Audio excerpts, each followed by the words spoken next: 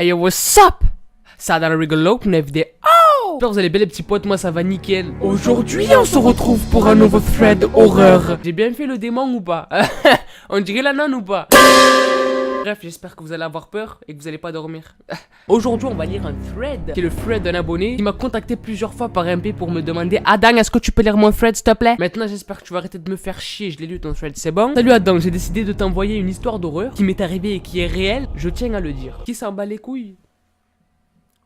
On est beaucoup, je pense. Non, je rigole. Je suis gentil, je ne mords pas. Ça date maintenant de 3 ans et je m'en souviendrai toujours. Tout a commencé quand avec des amis, on a décidé d'acheter une table de Ouija pour tester. D'où t'achètes une table de Ouija pour tester?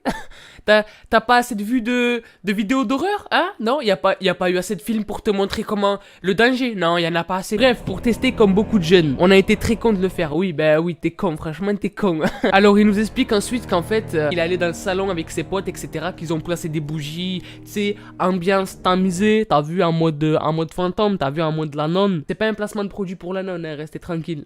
Par contre, de temps en temps, regarde derrière toi. Hein, non, parce que peut-être qu'elle y est, tu vois. Ouais.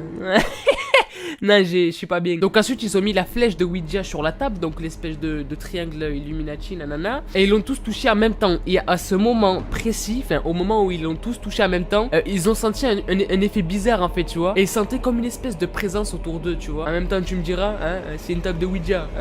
Ah, c'est pas une table de bistrot là, je peux te le dire. Ah oh, parce qu'en fait c'est pas table de bistrot. Oh, parce que y a Jean-Bi la dernière fois m'a dit ben. Après avoir posé 2-3 questions sans avoir de réponse concrète, ils décident d'entrer directement dans le vif du sujet en fait. Au bout de 30 minutes, ils ont enfin trouvé quelqu'un. Un fantôme, tu as compris, un esprit, hein. La nonne.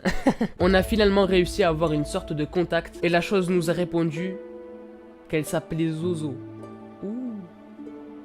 Non, là par contre, j'aime pas là. Par contre, non, parce que j'ai vu plein de trucs sur ce Zizi, Zozo, je sais pas quoi là. J'aime pas là par contre. Donc pour ceux qui ne connaissent pas Zozo, c'est un démon en fait qui a beaucoup fait parler de lui dernièrement. Quand je dis dernièrement, c'est il y a 10 ans à peu près, tu vois. Et en fait, c'est un démon ou un esprit ou une entité.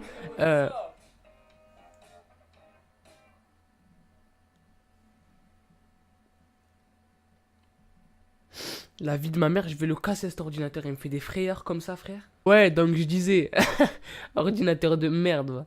Donc, c'est une sorte d'esprit, d'entité, de démon avec qui vous pouvez rentrer en contact quand vous parlez avec une table de Ouija en fait. Étant donné qu'on s'y connaissait pas trop en paranormal, on a continué à communiquer avec ce fameux Zozo et la suite est flippante. L'un de nos amis a commencé à ressentir des piquetis sur le dos, il a levé son t-shirt et on a retrouvé des marques très bizarres sur son dos.